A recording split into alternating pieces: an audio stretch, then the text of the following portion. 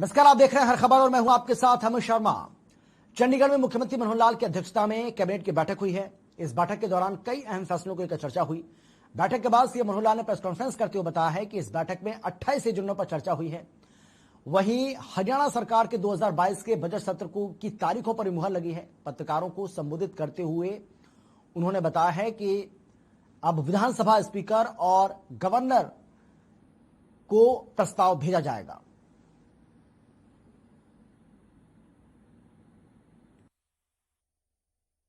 इस नववर्ष 2022 की पहली कैबिनेट मीटिंग हुई है और इसमें कुल मिलाकर 28 एजेंडाज थे जिनके ऊपर चर्चा हुई।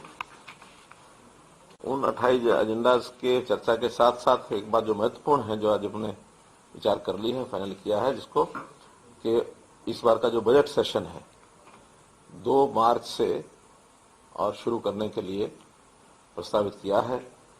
हमारी जो ये प्रस्तावना है ये स्पीकर साहब को, गवर्नर साहब को जाएगी, क्योंकि वर्ष का ये जो पहला सत्र है तो इसमें गवर्नर साहब का भी एड्रेस होता है, राज्यपाल अभिभाषण।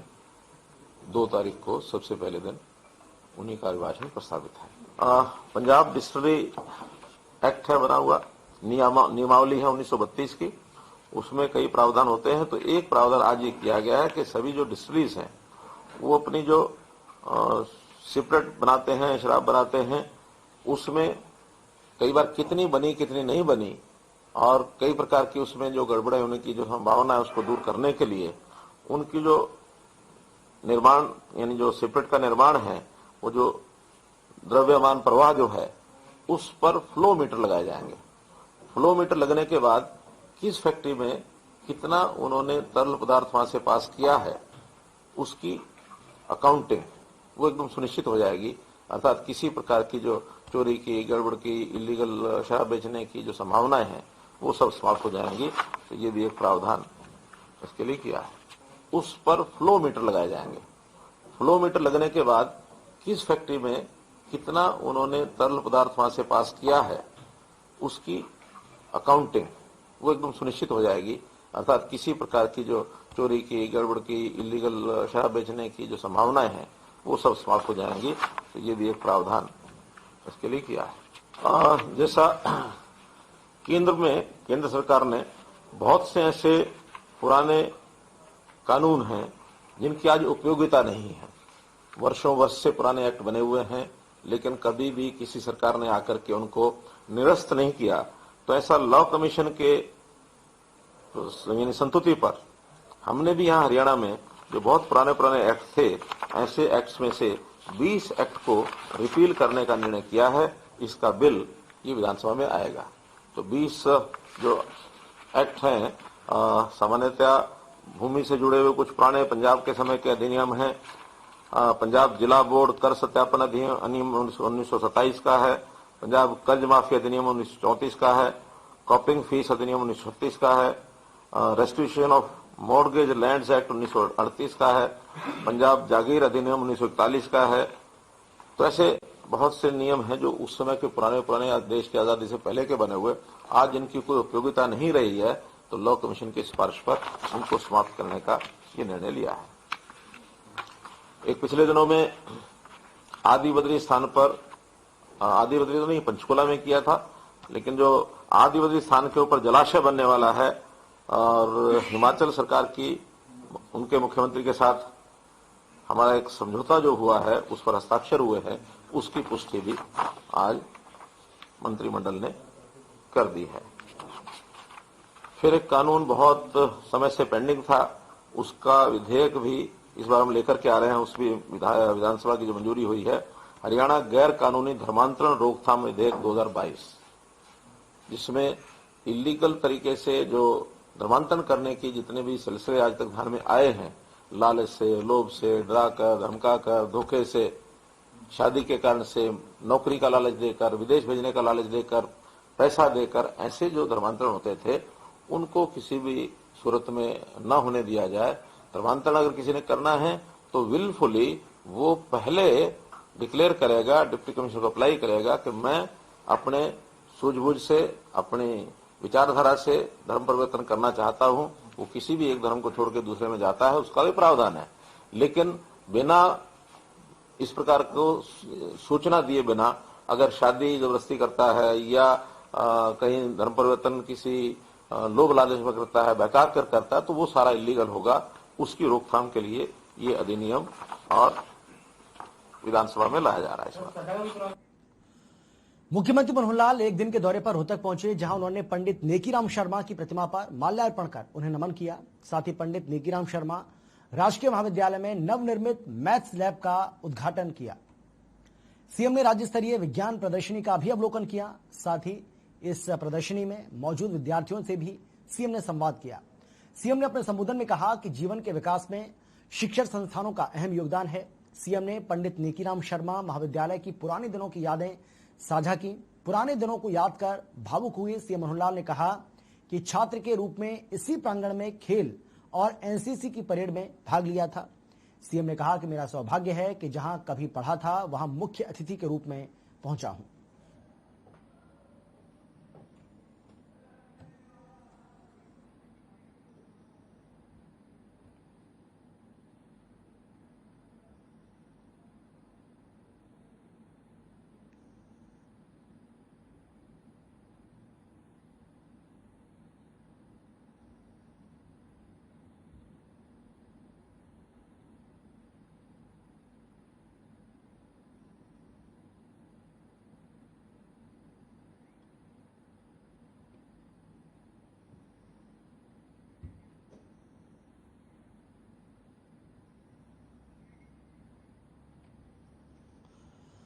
तो रोहतक की तस्वीर आपको हम दिखा रहे हैं, जहां पर विज्ञान प्रदर्शनी का अवलोकन किया गया।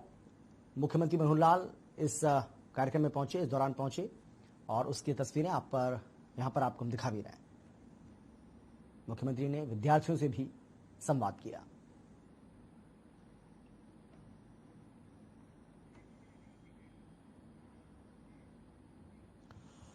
फरीदाबाद एनआईटी से कांग्रेस के विधायक नीरज शर्मा ने खास बातचीत की है हमारे संवाददाता रवि चंदेल से।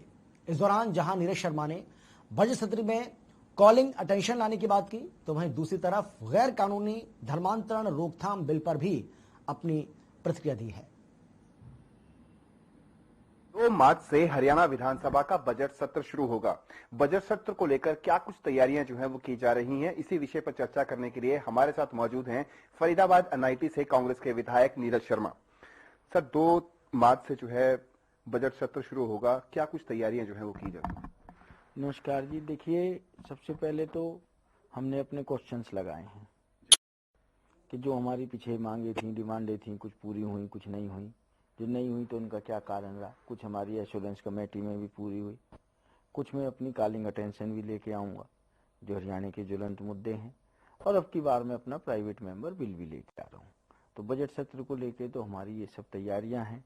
मेन उद्देश्य, हमारा मेन मकसद बजट के अंदर अपनी विधानसभा की एक एक समस्या को रखना, और विधानसभा के साथ बहुत सी समस्याएं पूरे स्टेट लेवल की है, हरियाणा लेवल की हैं, उन चीजों की ओर भी सरकार का ध्यान आकर्षण करना। सर, ये बताएं कि मुख्यमंत्री द्वारा एक बयान जारी किया गया था जिसमें उन्होंने कहा था कि सभी विधायकों और सांसदों को जो है वो पत्र भेजे जा चुके हैं जिसमें उनसे बाकायदा जो है सुझाव मांगे गए हैं। इसको लेकर क्या कुछ जो आपको पत्र पहुंचा, नहीं पहुंचा, क्या सुझाव आपने दिए? नहीं, देखिए मेरे को पत्र भी मिल गया है जी, और उस पत्र के अंदर डेट भी थी कि 10 तारीख तक आप मुझे वो दे दें।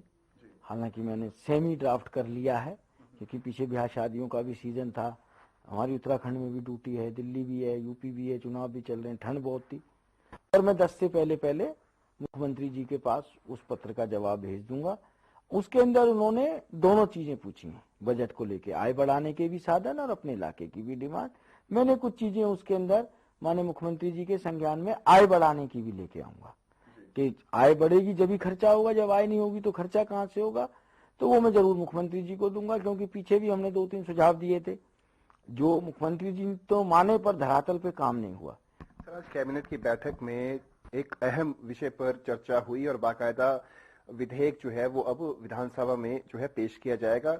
उनका नाम है गैर कानूनी धर्मांतरण रोकथाम विधेयक। किस तरीके से देखते हैं आप इसे, आपकी क्या व्यक्तिगत राय है इसमें?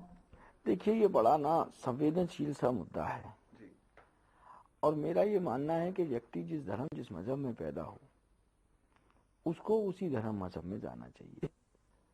ये मेरी व्यक्तिगत राय भी हो सकती है और धार्मिक प्रवृत्ति का भी व्यक्ति हूं मैं, कि पहली बात तो गैर कानूनी तरीके से धर्मांतरण होना ही नहीं चाहिए।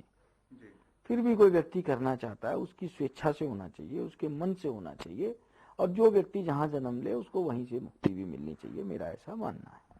सर, अगर बात करें 75% आरक्षण की, उसको लेकर बाकायदा जो है अब आगामी 11 तारीख को जो है सुनवाई होगी सुप्रीम कोर्ट में। किस तरीके से देखते हैं, खास तौर पर आप ही के क्षेत्र से इंडस्ट्रियलिस्ट और साथ ही साथ फरीदाबाद इंडस्ट्रियलिस्ट और गुरुग्राम इंडस्ट्रियलिस्ट जो है उन्होंने बहुत आपत्ति जताई है इस पूरे एक्ट को लेकर। उन्होंने कहा है कि हमें कारीगर नहीं मिल पा रहे हैं, कारीगर अधिकतर कारीगर जो है वो यूपी बिहार के रहने वाले हैं। टेक्सटाइल इंडस्ट्री की बात करें, IT इंडस्ट्री की बात करें, किस तरीके से देखते हैं? और आपने इसे काला कानून भी कहा था। देखिए, मैंने इस बिल को काला कानून नहीं कहा था, मैं पहले आपको बता दूं बात। इस बिल के अंदर एक पॉइंट ऐसा था जिसको लेके मैंने कहा था कि इसके अंदर ये काला कानून है। वो पॉइंट क्या था? जमीन फरीदाबाद की जाएगी, ट्रैफिक फरीदाबाद का बढ़ेगा, पोल्यूशन फरीदाबाद का बढ़ेगा, पर फरीदाबाद के बच्चे को नौकरी नहीं मिलेगी। जो इन्होंने 75 रिजर्वेशन में डिस्ट्रिक्ट का रिजर्वेशन किया है, रिजर्वेशन भी नहीं किया, कैप लगा दिए कि 10% से ज्यादा आप उस जिले के व्यक्ति को नहीं लेंगे, ये सर्वदा गलत कानून है। जहां तक इंडस्ट्री एसोसिएशन की बात है, जब ये विधानसभा में कानून आया था मैंने उस समय भी कहा था कि साहब इंडस्ट्री छुई मुई की पौधे की तरह होती है, आप उसको प्रोत्साहित करो। सर, एक अंतिम सवाल कि डेरा सच्चा सौदा प्रमुख राम रहीम को जो है वो 21 दिनों की फरलो मिली है। आरोप प्रत्यारोप का सिलसिला लगातार जारी है। जिस तरीके से पंजाब के अंदर चुनाव जो है वो होने जा रहे हैं, किस तरीके से देखते हैं? क्या आपकी क्या राय है इस पे, जिस फरलों को मिलने को लेकर, खास तौर पर चुनावी समय के अंदर? देखिए, एक जेल मैनुअल है जी, उसके अंदर लिखा हुआ है कि हर कैदी को क्या क्या चीज है, क्या क्या नहीं है। हालांकि ये चीज बड़ी देखने वाली बात है, पर उस जेल मैनुअल के अंदर ये चीज वर्णित है कि नहीं है कि जो हीनियस क्राइम है उसमें फरलों के क्या दिशा निर्देश हैं। अगर जो सरकार ने जेल मैनुअल के दिशा निर्देशों का उल्लंघन किया है तो मैं समझता हूँ बहुत गलत बात है, ऐसा नहीं करना चाहिए था। और जेल मैनुअल के हिसाब से किया है तो देखिए हर कैदी को हक है। तो क्या राम रहीम के बाहर आने के बाद से पंजाब में चुनावी समीकरण में कोई बदलाव देखने को मिलेगा या नहीं देखने को मिलेगा? राइट्स की बात अगर हम छोड़ दें तो जब चुनावों के दौरान उनको जो फरलो मिली है, तो पंजाब में क्या समीकरण जो है वो बदल सकते हैं या नहीं बदल सकते? देखिए, वोटर जिस दिन चुनाव डिक्लेयर होता है ना जी, मन तो उसी दिन बना लेता है जी। जो आप जिक्र कर रहे हैं जिनका, क्या उन्होंने फरलो चुनाव प्रचार के लिए लिए?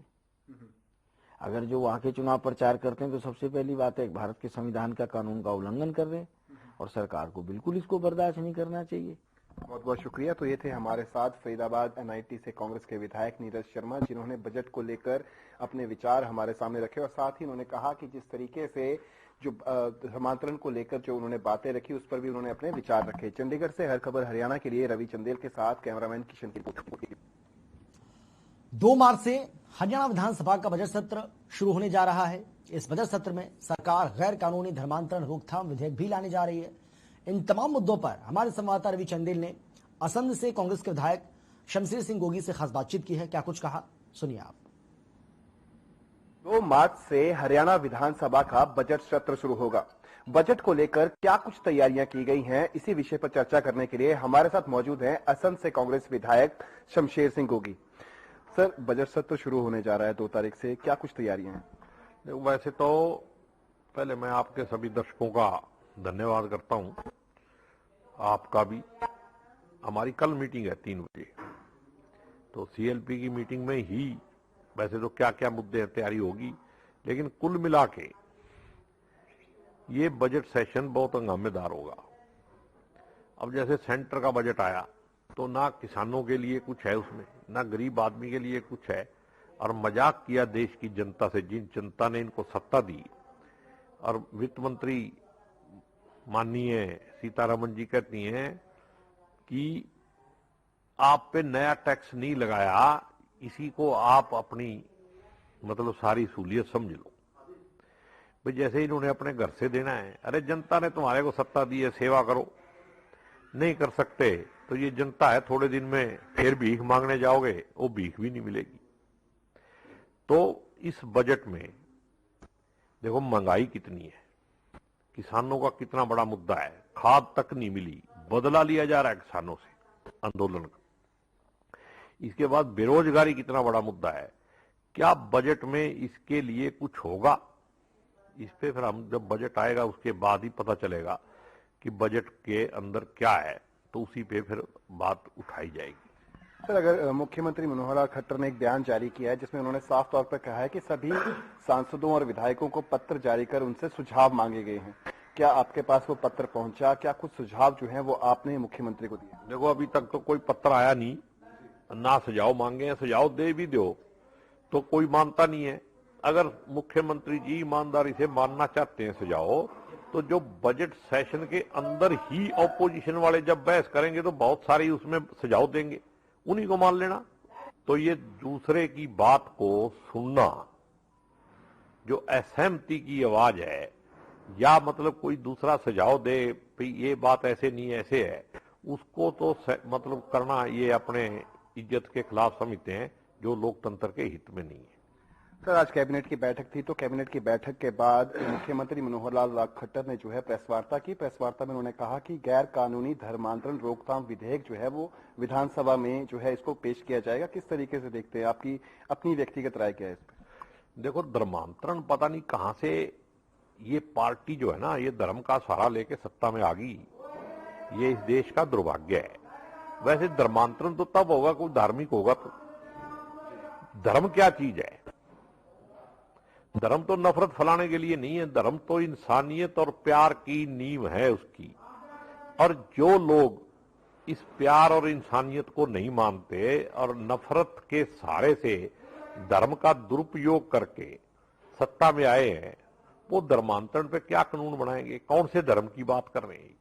सर, अगर बात करें तो धर्मांतरण को लेकर जो है, जबरन धर्मांतरण को लेकर काफी ज्यादा केसेस जो हैं वो हाई कोर्ट में भी हैं और सेशन कोर्ट्स में भी हैं। किस तरीके से देखते हैं? क्योंकि कईयों का मानना है कि बहुत सही कानून जो है इसको लाया जा रहा है और कई जो है इसके खिलाफ भी हैं। ये लोगों को गुमराह किया जा रहा है।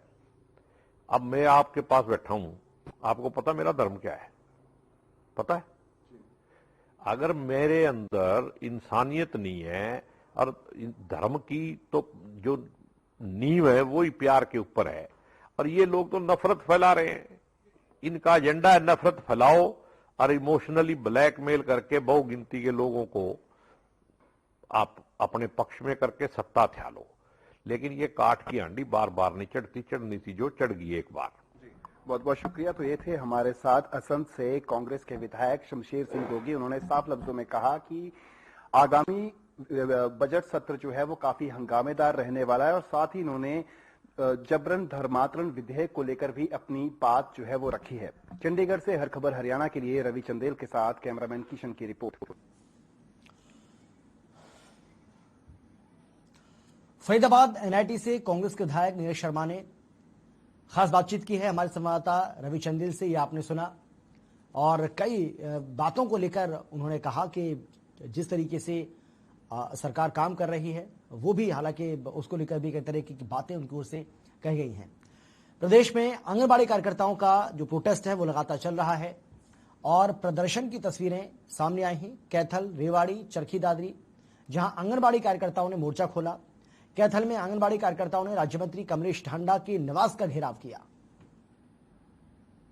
आपको बता दें कि रेवाड़ी में आंगनबाड़ी कार्यकर्ताओं ने सुभाष चंद्र पार्क में धरना दिया, तो वहीं चरखी दादरी में कार्यकर्ताओं ने शहर भर में प्रदर्शन करते हुए विधायक नैना चौटाला के आवास का घेराव किया। आंगनबाड़ी कार्यकर्ताओं ने आरोप लगाते हुए कहा है कि उनकी मांगों को नहीं माना जा रहा और अगर आगे भी उनकी मांगों को नहीं माना गया तो वो उग्र प्रदर्शन करेंगी।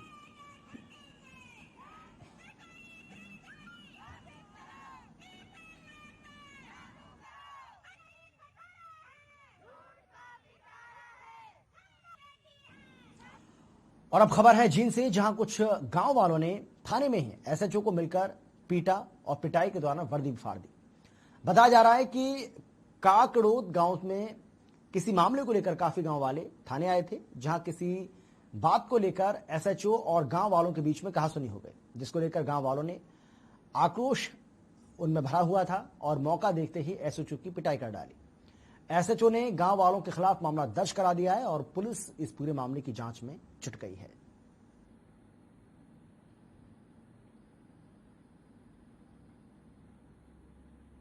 तो मैंने कहा था मैं तो आपका सेवक हूँ, मेरे को क्या देखना है, मैंने तो अपनी कानूनी कार्रवाई करनी है। तो उस दरख्वास्त पे आज ये 20-25 आदमियों को लेकर आया है और इस दरख्वास्त पे आने के बाद पहले तो इसने थोड़ा नरम स्वभाव रखा। मैंने सोचा थोड़ा तेज मत बोलो, आराम से बोलो, और इतने आदमी के अंदर अच्छा नहीं होता, सामाजिकता है। इस दरख्वास्त के संबंध में आपको बुलाया गया था, आप इस पर है जो कहना है वो कहो, जो आपके खिलाफ कानूनी कार्रवाई बनेगी वो कार्रवाई करेंगे। उसने कहा तेरे जैसे कम्यून बहुत देखे, मेरे 80 भैंस बंधी हुई है घर में, और तेरे जैसे तो कम्यून व्यक्ति है ना मेरे गोबर उठाते हैं, तू क्या कर लेगा मेरा। और इस पर है ना मेरे साथ हाथापाई की, इतनी हाथापाई करके गला दबा के मेरे को जान से मारने की कोशिश की। 2-3 लड़के और थे। ये देखो जी, और ये देखो जी, बीमार रखे डंडे मेरे को छुड़वाया है और काफ़ी मेरे और ड्यूटी।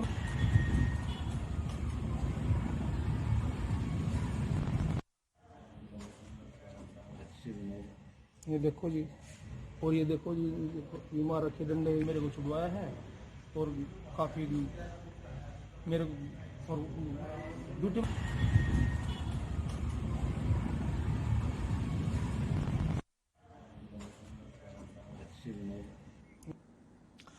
और चलिए बात करेंगे रेवाड़ी की, जहां पर पुलिस ने एक जिस्म फरोशी के धंधे का पर्दाफाश किया है। यहां पर इस्पा की आड़ में जिस्म फरोशी का धंधा चल रहा था। पुलिस ने इस्पा सेंटर पर रेड की और 4 युवक और 10 युवतियों को गिरफ्तार किया है। रेवाड़ी से खबर आपको बता रहे हैं, जहां पुलिस ने इस्पा सेंटर पर रेड की है और जिस्म फरोशी का खेल यहां पर चल रहा था। मौके से पुलिस ने 4 युवक 10 युवतियों को गिरफ्तार किया। आपको बता दें कि धारूहेड़ा चुंगी स्थित द रिलैक्स स्पा सेंटर पर रेड की गई और एसपी ने विभाग की सूचना पर यहां रेड की है। स्पा की आड़ में देह व्यापार का धंधा जोरों से चल रहा था।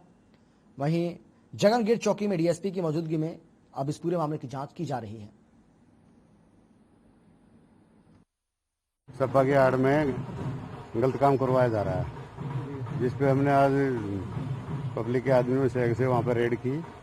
वहां पे हमें कुछ ऐसी सामग्री मिली और 7-8-9 लड़कियां और 3-4 लड़के मिले, जिनसे पूछताछ जारी है।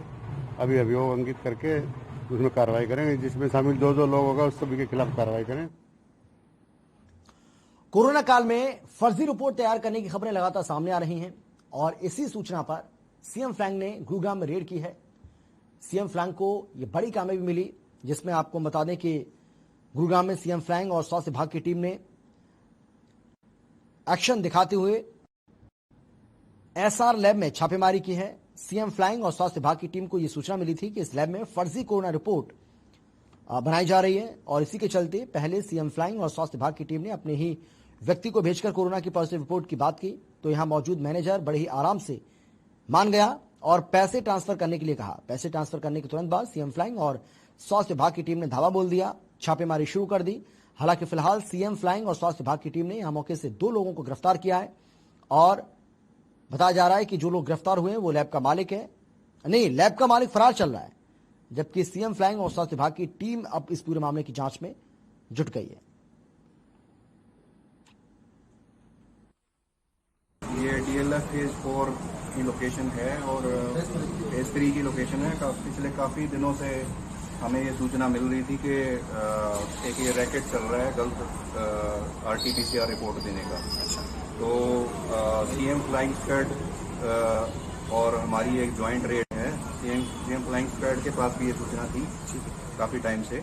तो हमने एक टीम बनाई और एक डिकोय कस्टमर को यहाँ पे भेजा। तो हमें पता चला कि भाई अनुज शर्मा नाम का एक ये मैनेजर कम इंचार्ज है, जिसने कि एसआरएल डायग्नोस्टिक लैब की फ्रेंचाइजी ली थी। तो हमने अपना डिकोय भेजा, डिकोय ने इनसे बात की और इनको बताया कि भाई इस तरह हमें किसी पर्पज के लिए ये रिपोर्ट चाहिए और पॉजिटिव रिपोर्ट चाहिए। तो ये एग्री हो गया अनुज शर्मा और इसने पैसे ट्रांसफ़र करने के लिए बोला। हमने पैसे ऑनलाइन ट्रांसफ़र करा दिए। और फिलहाल इस बुलेटिन में इतना ही। छोटे से ब्रेक के बाद फौरन लौट रहे हैं, आप देखते रहिए हर खबर।